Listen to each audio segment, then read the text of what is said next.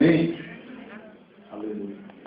Capítulo de número 2, está escrito assim: Sucedeu, pois, no mês de Nisan, no ano 20º do rei Artaxerxes, que estava posto o vinho diante dele. E eu peguei o vinho e o dei ao rei, porém eu nunca estivera triste diante dele. E o rei me disse: por que está triste o teu rosto, pois não está doente? Não é isto senão tristeza de coração. Então temi sobremaneira e disse ao rei: viva o rei para sempre! Como não estaria triste o meu rosto, estando a cidade, o lugar dos sepulcros de meus pais, assolada e tendo sido consumida as suas portas a fogo? E o rei me disse: que me pedes agora? Então orei ao Deus dos céus e disse ao rei: se é do agrado do rei, e se o teu servo é aceito em tua presença, peço-te que me envies ajudar a cidade do sepulcro de meus pais, para que eu a reedifique. Amém? Podeis nos tomar assentos, dando glórias ao Senhor. Aleluia.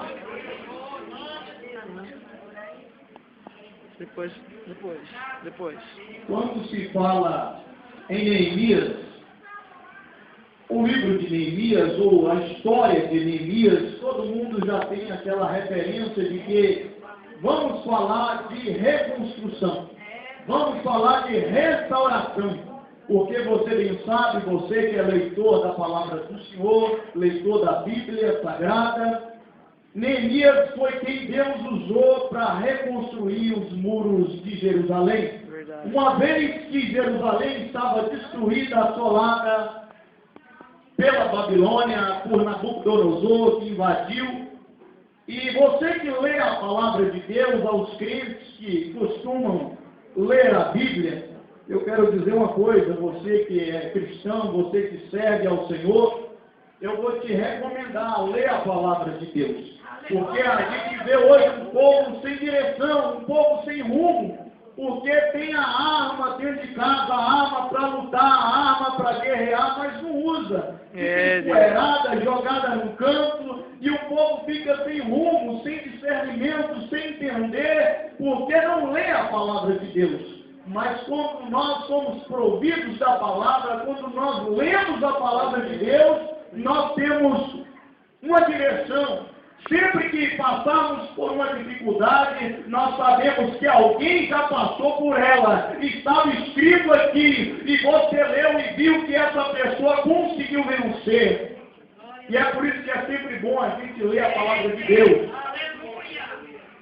Para todos os momentos da nossa vida, temos a Bíblia como referência. E uma vez que Israel, assolada pela Babilônia, pelo rei Nabucodonosor, eu gostaria de dizer aos que leem, aos que não leem a Bíblia aqui, que a Bíblia ela não está por ordem cronológica de tempo. Se fosse por ordem cronológica de tempo, Esdras e Neemias poderiam estar nos últimos livros do Antigo Testamento. Mas como a Bíblia ela tem um pouco aqui e outro pouquinho ali, ela está aqui antes, até mesmo antes de Salmos. Antes de Neemias, surgiu o profeta Isaías, que profetizou bem antes de Israel ser invadido pela Babilônia. Mas não quero aprofundar aqui nisso, porque as horas já se vão. E o Neemias, ele foi um homem usado por Deus para que sentisse no coração o desejo de voltar para a sua terra e ali reconstruir a cidade de Jerusalém, que estava totalmente destruída. No capítulo de número 1, a Bíblia vai dizer que Neemias ele reencontra seu irmão. Uma vez que Neemias ele trabalhava a serviço do rei Artaxerxes, Se você falar esse nome 3 vezes, já está batizado no Espírito Santo. Brincadeira. Nome difícil, né? Artaxerxes.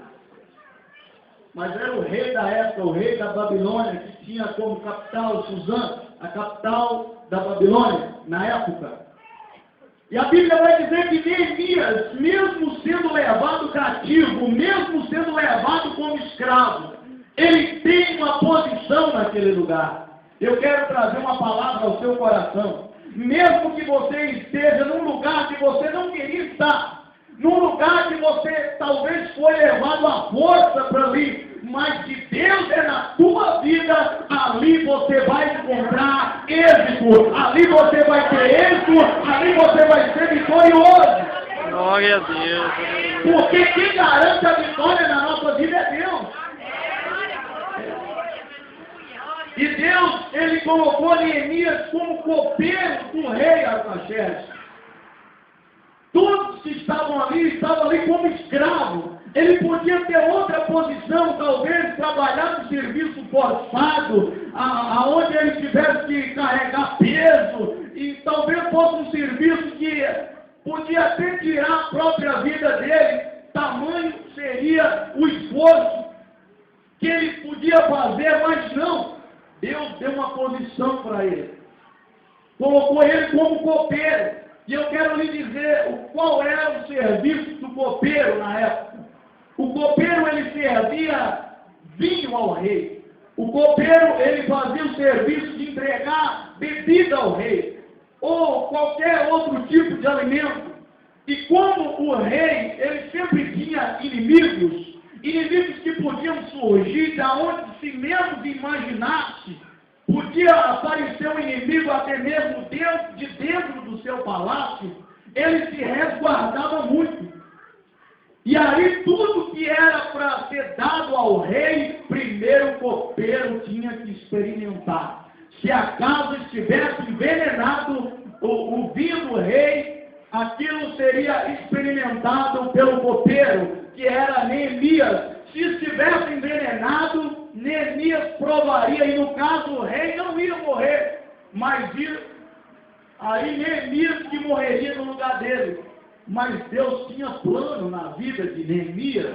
Neemias não podia morrer envenenado, mesmo que envenenasse a bebida dele, porque quem tem plano de Deus não morre de véspera. Até que se cumpra o plano do Senhor na sua vida. Se você tem plano de Deus na sua vida, não pense que essa doença vai acabar com você. Não pense que esse problema vai acabar com você, porque ainda não se cumpriu o projeto de Deus na sua vida. Não se preocupe, não turbe o seu coração. E aí Neemias, todos os dias ele levava vinho para o rei. Está aqui, rei, o vinho posto diante de ti. E havia todo um ritual. Ele não entrava de qualquer forma na presença do rei. Assim como nós não podemos entrar de qualquer forma na presença do nosso rei Jesus. Verdade. Se tinha todo um ritual para que ele pudesse entrar na presença do rei.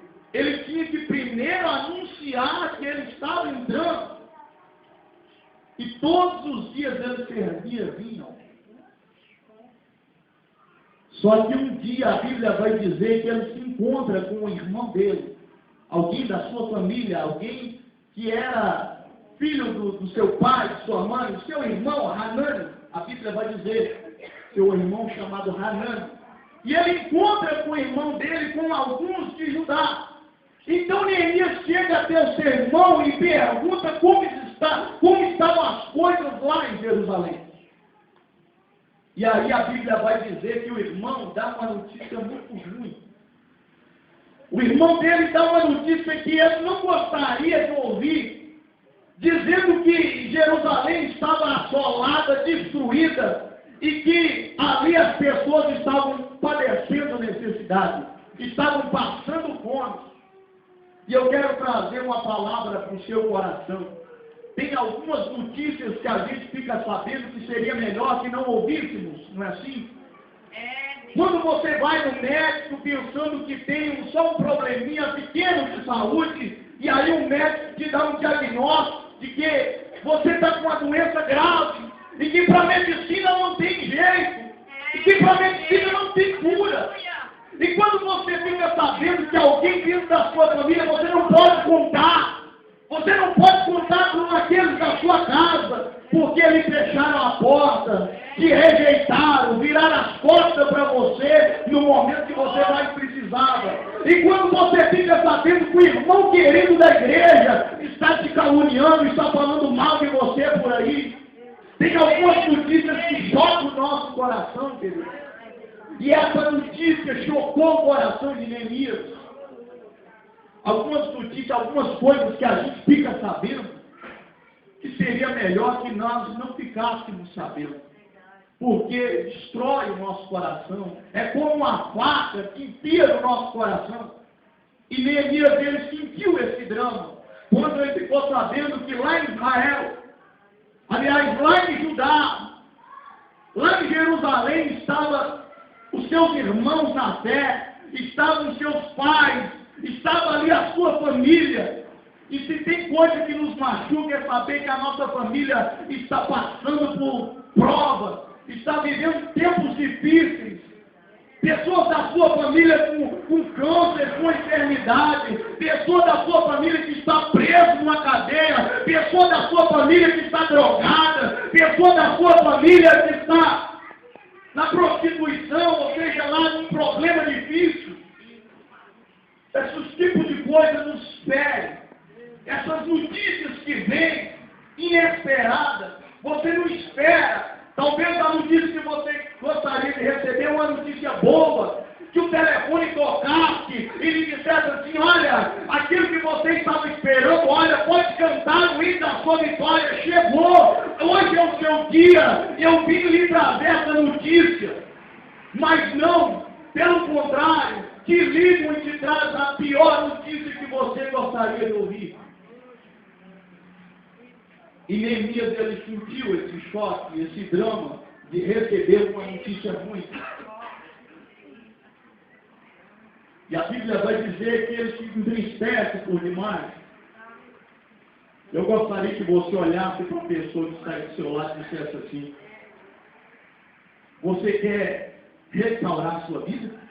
Você quer restaurar a sua vida?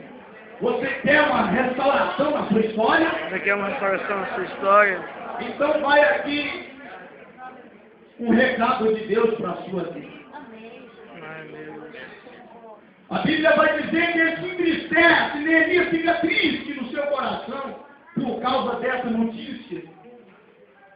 E Neemias, ele vai fazer uma coisa, ele vai entrar dentro do seu quarto. Ele entra dentro do seu quarto e começa a conversar com Deus. Aleluia. Porque se tem alguém que pode resolver problema, esse alguém é o Senhor. Se tem alguém que pode mudar a história, é o Senhor e ninguém mais. Glória a Deus. Porque para Neemias era impossível aquela situação ser resolvida, mas ele cria no Deus dos seus pais, no Deus dos seus antepassados, no Deus de Abraão, de Isaac e de Jacó. Ele acreditava que esse Deus era capaz de se levantar para ajudar ele Glória a a Deus. restaurar a sua casa. Talvez você que está aqui nesta noite, você está com um desejo grande de restaurar a sua família. A sua família está destruída, o seu casamento está destruído, os seus filhos, você já não tem mais comunhão dentro da sua casa, você não se sente em paz dentro da sua própria família, mas eu tenho uma palavra de Deus para você. Hoje é dia de restauração, hoje é dia de mudar esse quadro, de reverter essa história, em nome do Senhor Jesus.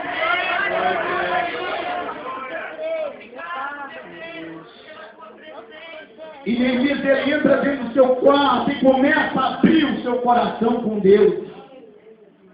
Quando eu falei para que vocês perguntassem uns para os outros se queriam uma restauração, todas as vezes que você querer algo novo para a sua vida, dobre os seus joelhos E aí a Bíblia vai dizer que Neemias, ele rasga o coração para Deus, dizendo: Deus, perdoa os meus pecados, perdoa os pecados dos meus pais, dos meus antepassados, porque eu sei que nós falhamos, eu sei que nós pecamos demais, e é por isso que essa maldição entrou em Israel, em Judá, em Jerusalém. E é por isso que isso está acontecendo, é por isso que nós somos vítimas do inimigo hoje, é por isso que nós estamos jogados, nós somos a vergonha mundial, todo mundo está sabendo que nós somos humilhados, que nós somos cativos, que nós somos escravos, que a nossa cidade está destruída, que as nossas famílias estão destruídas. Eu quero falar uma coisa para você: se você quer algo novo de Deus para a sua vida, se você quer mudar a sua história, a primeira coisa a se fazer é rever aonde você errou, aonde você falhou, porque ninguém pode recomeçar uma história sem antes reconhecer os seus pecados. E Neemias, ele quis fazer esse tratado com ele mesmo, olhar no espelho e dizer assim: olha, aonde foi que eu errei? Eu trago essa palavra para o seu coração nesta noite. Olha para você mesmo, olha para a história dos seus pais, para a história da sua família, vê aonde você errou, vê aonde está o erro para você recomeçar daí. Porque hoje Deus te dá a chance de reescrever a sua história. Reescreve a sua história hoje. Reescreve a história da sua família hoje, em nome de Jesus. E a Bíblia vai dizer que ele fala: aonde eu errei, meu Senhor? Aonde eu pequei? Porque eu quero hoje considerar o meu erro. Eu quero dizer assim: Deus, eu falhei aqui, eu peço perdão, porque eu errei aqui. E tem pessoas que querem muito ter uma vida renovada, ter uma vida nova, uma transformação, mas só que não para de pecar, não para de errar. Só que Deus hoje está dizendo: se você quer uma vida nova, você tem que parar com o seu erro e recomeçar do zero. Aí